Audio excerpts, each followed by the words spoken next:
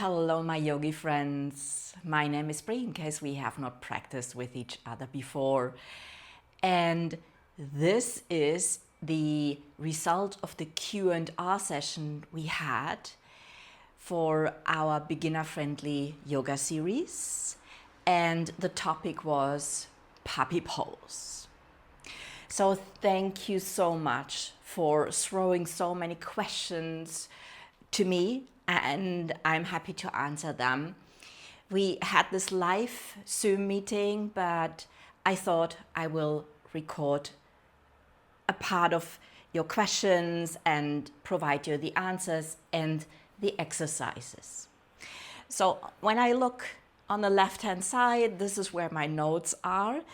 But you see that I have a lot more props prepared only to support us in the yoga poses.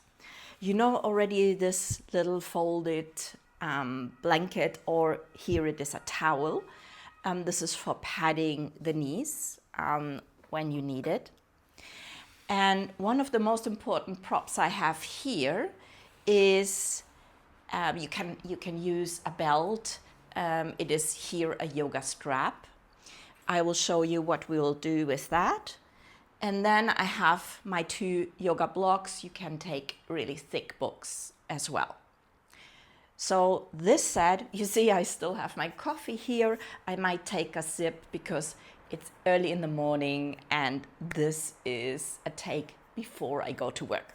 Okay, and oh yeah, the chair, I show you how to do a puppy pose without being on the knees. So first question was, the shoulders feel icky, so take your hands on your shoulders and start to circle your elbows, draw really big circles with your elbows. This is a nice way to mobilize or start the mobilization in your shoulders. I don't have one solution for stiff shoulders, but only try these exercises. You might even find others in the web and start to change the circle of your elbows. And we do this for 5, 4. Try to get the full range of motion. Don't cheat yourself to take it easy. Okay, and let go. You might want to shake your hands and shake your shoulders. Next exercise, and now we are getting strange, Bring the right palm up, the left palm down. And now, right shoulder and palm, right shoulder goes forward, palm down. And you can imagine we do exactly the different thing on the left shoulder. So it looks like this. Here, we try to bring one shoulder back and one shoulder forward. And with that, we start to turn the palms. It takes a little bit to get into the groove, but give it a try and laugh. Laugh about it, however it looks. It's really only important that one shoulder is forward and the other is back. Whoops, right, left, right, left, right, left, right, left. And release, shake it out. Next part is, we call it a little bit, we floss our shoulders. Yeah? So take the strap or a belt, and the width depends a little bit how open your shoulders are. You see, I take it pretty wide. You can take it even wider, so there is no rule of thumb. But what I ask you to do is always to keep it under this tension. You pull with your right and left hand the strap away, okay? So now we start. We bring it up, we pull the right and the left hand away from us. We bring it up, we pull away. We bring it up, we pull away. Bring it up. You really pull it. You go down and stop. You go down and stop. You go down and stop. And you go down and stop. Okay, keep your arms straight. Your elbows are not bent. Keep them straight. You bring it up. You bring it up. You stop when you move one step further up. You really stretch up. And now you come down. And keep on going. You can do this a little bit faster, but first really take it slow.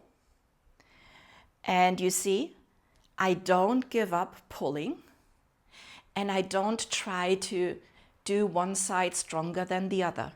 I really try to keep my center and to keep both arms long. Oh, nice. Okay, 2 more times. 1 and 2. Whew, I get already warm. So, these were kind of 3 exercises to warm your shoulders up and support you to build a little bit more mobility. This is, there are so many shoulder exercises, so try a few out and let me know what you think about it. Okay. And now and now I show you what to do when you say, on my knees, I pat them, but after a certain time, they don't feel good anymore. And I still want to practice puppy pose. What can I do? So my solution is easy. You walk your feet away from your chair and make sure that the chair is not sliding and, that you don't hurt yourself and that you have a back for the chair. And now bend your knees and slowly walk your hands forward. You might want to, that's trial and error. You might want to walk your feet a little bit further away. Push your butt a little bit out. Bend your knees. And you have long arms. You really reach your fingers to the front of the mat. And you slowly let your chest sink down. You might be here, what is completely fine, or you let them sink down and you stay here. Ah, nice. And we can even change this exercise, I show you, when you take a block. Now I'm getting fancy. You take the block in between your inner thighs, because this is then a exercise we'll do on the mat anyway. And now you walk again, the feet back. You bend your knees a little bit. Push your butt up and back. And and stretch and reach your fingers forward. Really nice. And while you do so, you press your inner thighs together. Feel in your body what this change is. And we stay here and press for 5, 4, 3, 2, 1. And let go, slowly come out of the pose. And and this is really important, when you're in the pose and you do a really deep one, then take it slowly. Yeah, don't rush out of a pose. Really do everything and every movement mindfully. Okay, so this was the exercise for the shoulders, how to avoid to be on the knees.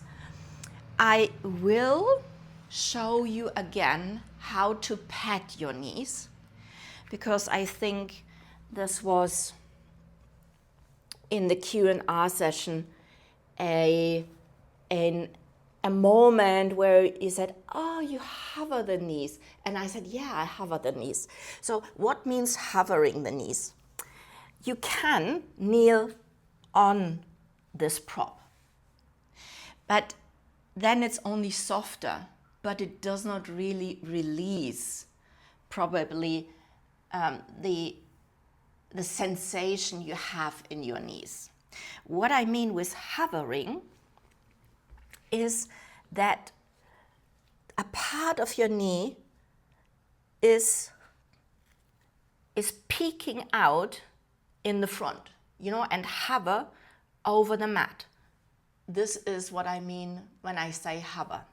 Okay, now take the block again, and we need 2 for what I want to demo. And then you bring the prop in between your thighs, your inner thighs. Why am I doing that? Because a few of you said they don't feel this one exercise we had, they don't feel to squeeze the inner thighs together. When we have this block in between our thighs, and I tell you, do not drop this block, then you have this movement of pressing the inner thighs together. Yeah? Okay. And the next thing, what you said, is that you don't have probably at the moment you don't have the proprioception. If you move your bum a little bit too much forward. I show you what to do. So your knees hover. This is not needed when you don't have any knee issues, yeah? Then we always said our alignment is the hip over the knee. Okay. Now we place a block or something what could fall when you move forward in front of our thigh. We still have the block in between our thighs. Now you see we are completely propped. And now the shoulders should be warm by now because we open them a little bit more. And now you lower towards the mat. How does that feel? And when I move too much forward, I feel it because I touch the prop. I touch the block. So stay where you are. And now start to press the inner thighs together. And now, because you have this block in between your thighs, you really feel the sensation. And let go, but don't drop the block. And press the inner thighs together. And let go. We do it one more time. Really feel into your body what this changes in your body when you press the inner thighs together. Probably your butt gets a little bit firmer. Your lower back comes a little bit up. And your belly button might go a little bit more towards your spine. But feel into your body what this action does for you. And let go, peek up, and slowly walk back. Anahatasana, puppy pose. I think I only peek on my notes. Shoulders, inner thighs, shift, knees. Done!